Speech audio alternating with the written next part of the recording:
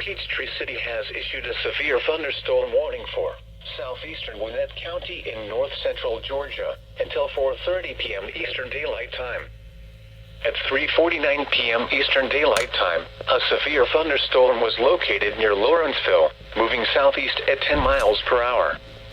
Hazard, 60 miles per hour wind gusts and quarter-size hail. Source, radar indicated. Impact, hail damage to vehicles is expected. Expect wind damage to roofs, siding, and trees. Locations impacted include Lawrenceville, Snellville, Lilburn, Grayson, and Mountain Park. For your protection, move to an interior room on the lowest floor of a building. Torrential rainfall is occurring with this storm and may lead to flash flooding. Do not drive your vehicle through flooded roadways.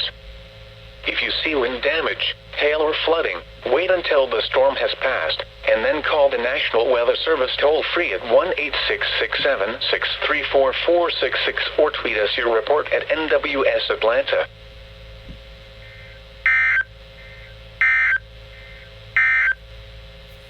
Here is the official forecast from your national